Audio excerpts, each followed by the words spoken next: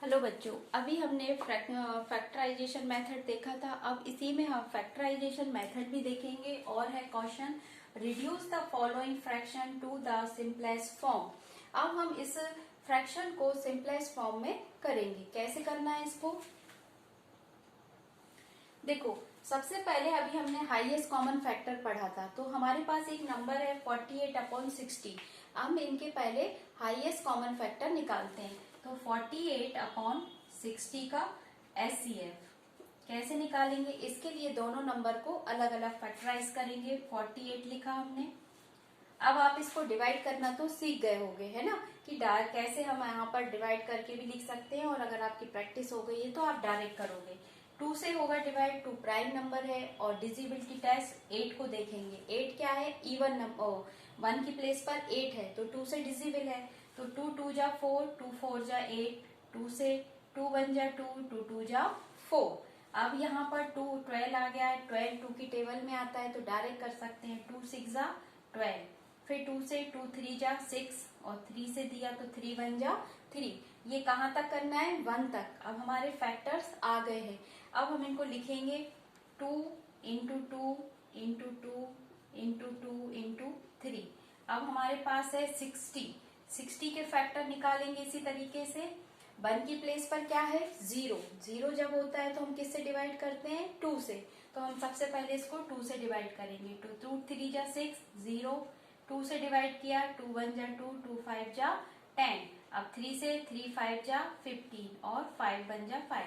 हम prime number use करते हैं 2 3 5, ताकि प्राइम फैक्टराइजेशन मेथड। सबसे पहले हमने 2 किया क्योंकि 2 की 1 की प्लेस पर 0 था। फिर यहाँ पर हमने 3 यूज किया क्योंकि यहाँ पर 3 की टेबल में 15 आता है। तो इस तरीके से हमने ये कंप्लीट किया। कहाँ 1 पर आ गए। अब हम इसके फैक्टर्स लिखेंगे।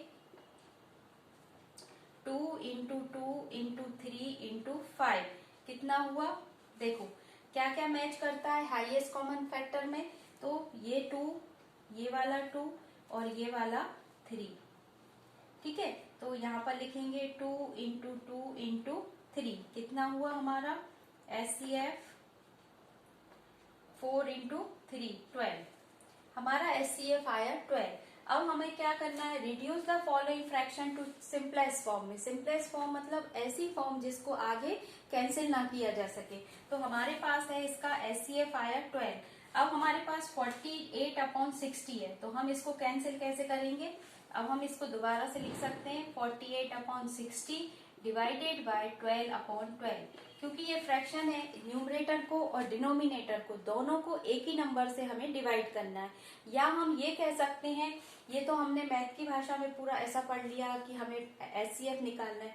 अब आप इसको डायरेक्ट अगर समझे तो कैसे समझ सकते हैं कि ये जो दोनों नंबर है इनको ऐसी टेबल से काटना है जो दोनों आते हो, एक टेबल में दोनों नंबर आते हो, तभी ये कैंसिल होंगे। तो हम अगर इजी फॉर्म में कहें तो हमें ऐसा टेबल, अगर आपको टेबल लर्न नहीं है तो इतना सारा प्रोसीजर करो, हाईएस्ट फैक्टर निकालो और आप इसको डिवाइड करो।